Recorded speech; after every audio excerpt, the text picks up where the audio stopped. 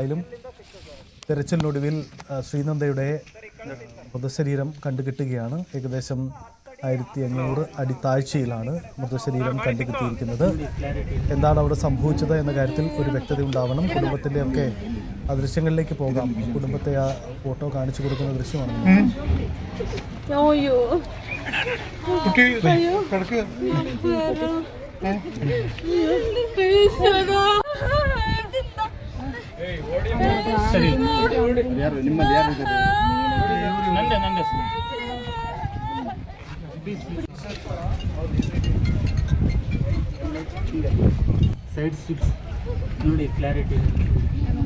കഴിഞ്ഞ കുറേ ദിവസങ്ങളായി ബന്ധുക്കളടക്കം അവിടെയുണ്ട്. എന്തായാലും കുടുംബങ്ങൾക്ക് ചില സംശയങ്ങൾ ഉന്നയിച്ചിട്ടുണ്ട്. നമുക്ക് ചില പ്രതികരണങ്ങൾ കൂടി കേൾക്കാം.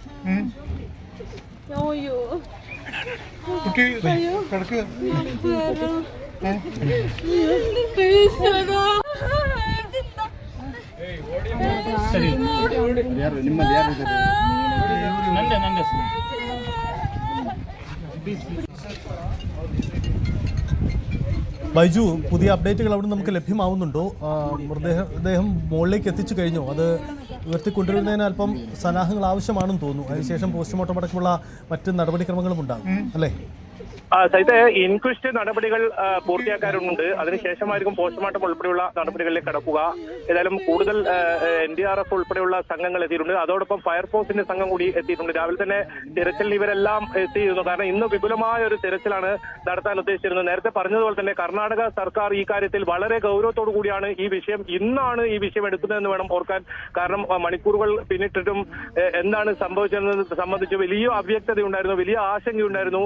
കാരണം 40ഓളം വരുന്ന ഒരു സംഘത്തിൽ നിന്നും ഒരു പെൺകുട്ടി മാത്രം എങ്ങനെയാണ് ഒറ്റപ്പെട്ട് അല്ലെങ്കിൽ ഇങ്ങനെ അപ്രത്യക്ഷമാവുന്ന ഒരു സാഹചര്യം ഉണ്ടാകുന്നത് എന്ന തരത്തിൽ അതിൽ ബന്ധുക്കളും അത് തന്നെയായിരുന്നു നമ്മോടും പറഞ്ഞിരുന്നത്. അങ്ങനെ ഇന്ന് വിപുലമായ ഒരു തെരച്ചിൽ NDRFന്റെ സംഘം, ഫയർഫോഴ്സിന്റെ സംഘം, ഒപ്പം പോലീസ്, ചിക്കമംഗളൂർ നോർത്ത് പോലീസ് ഉൾപ്പെടെ വലിയ തോതിലുള്ള ഒരു സംഘം, അതോടൊപ്പം ഈ കൂടുതൽ ബന്ധുക്കളും ഇന്ന് സ്ഥലത്തെത്തുന്ന സാഹചര്യം ഉണ്ടായിരുന്നു. അവരൊക്കെ ഇറങ്ങി വലിയ തോതിലുള്ള തെരച്ചിലിന് ഇന്ന് തീരുമാനിച്ചിരുന്നു. അങ്ങനെയാണ് ഈ ഒരു വലിയ തെരച്ചിലിനൊടുവിൽ ഇപ്പോൾ ഈ മൃതദേഹം കണ്ടെത്തുന്ന സാഹചര്യം ഉണ്ടായത്. ഏതായാലും ഇനി ഇപ്പോൾ മൃതദേഹത്തിന് എത്ര ദിവസത്തെ അല്ലെങ്കിൽ എപ്പോഴാണ് ഈ മരണം സംബന്ധിച്ച ഉൾപ്പെടെയുള്ള കാര്യങ്ങൾ അത് പോസ്റ്റ്മോർട്ടത്തിൽ മാത്രമേ വ്യക്തമാകൂ. എന്നാലും വളരെ സങ്കടകരമായ നെഞ്ചുലയ്ക്കുന്ന ഒരു വാർത്തയായി തന്നെ ഇത് മാറിയിരിക്കുന്നു. ഏറ്റവും ഒടുവിൽ ഇന്ന് രാവിലെ സംസാരിക്കുമ്പോൾ പോലും അവർക്ക് ശ്രീനന്ദയെ ജീവനോടെ തന്നെ തിരിച്ചിട്ടുമെന്ന ഒരു വലിയ പ്രതീക്ഷ അവർ നമ്മോടും പങ്കുവച്ചിരുന്നു. അങ്ങനെ തന്നെയാണ് അവർ പറഞ്ഞത്. കേരളത്തിൽ നിന്നുള്ള വലിയ ഇടപെടൽ ആവശ്യമുണ്ട്, പ്രത്യേകിച്ച് മാധ്യമങ്ങളുടെ ഇടപെടൽ ആവശ്യമുണ്ടെന്ന് അവർ നമ്മോട് അത്രത്തോളം വലിയ സങ്കടത്തോടു കൂടി പറയുന്ന സാഹചര്യം ഉണ്ടായിരുന്നു. അങ്ങനെയാണ് ആ ഒരു സ്ഥലത്തേക്ക് നമ്മൾ ഇപ്പോൾ പുറപ്പെട്ടുകൊണ്ട് ഇരുന്നത്.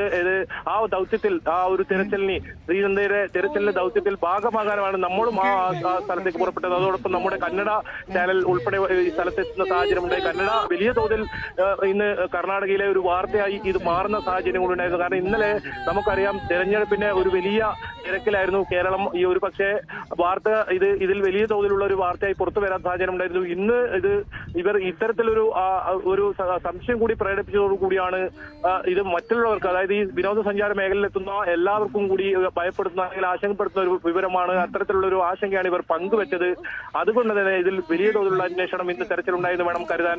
അങ്ങനെയാണ് ഇപ്പോൾ മൃതദേഹം കണ്ടെത്തുന്ന സാഹചര്യം ഉണ്ടായത്. ഇൻക്വസ്റ്റ് നടപടികൾ പൂർത്തിയാക്കി, പോസ്റ്റ്മോർട്ടം ഉൾപ്പെടെയുള്ള നടപടികൾ ഇനി പൂർത്തിയാക്കി ആ പ്രാഥമികമായ പോസ്റ്റ്മോർട്ടം റിപ്പോർട്ടിലായിരിക്കും ഇതിൽ കൃത്യമായ നമുക്കൊരു വ്യക്തത ഉണ്ടാവുക. എന്തെങ്കിലും അത്തരത്തിൽ അരുതാത്തത് എന്തെങ്കിലും ഈ ശ്രീനന്ദ എന്ന് പറയുന്ന 15 വയസ്സുകാരിക്ക് സംഭവിച്ചിട്ടുണ്ടോ എന്ന ചോദ്യമാണ് ഇപ്പോഴും ബാക്കിയാവുന്നത്. അത്തരത്തിലുള്ള സംശയം തന്നെയാണ് കുടുംബവും ഇപ്പോൾ ഉന്നയിക്കുന്നത്. ഏതായാലും അതിനൊരു ഉത്തരം എന്തായാലും കണ്ടെത്തേണ്ടതുണ്ട്.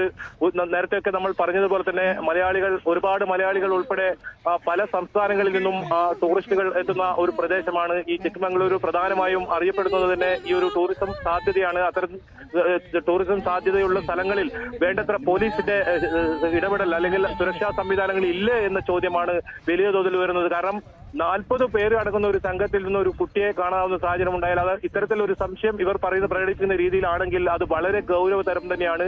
അങ്ങനെയാണെങ്കിൽ അതിലുള്ള ഉത്തരം കണ്ടെത്തേണ്ടതുണ്ട്. ഇനിയുള്ള ഓരോ മണിക്കൂറുകളും അതിനുള്ള ഉത്തരത്തിനായുള്ള കാത്തിരിപ്പാണ്. അത് തന്നെയാണ് ബന്ധുക്കളും ഇപ്പോൾ ആവശ്യപ്പെടുന്നത്. നമ്മൾ സംസാരിച്ചപ്പോഴും അവർക്ക് ഒരു വല്ലാത്തൊരു മാനസികാവസ്ഥയിലാണ് അവർ ഉള്ളത്. കാരണം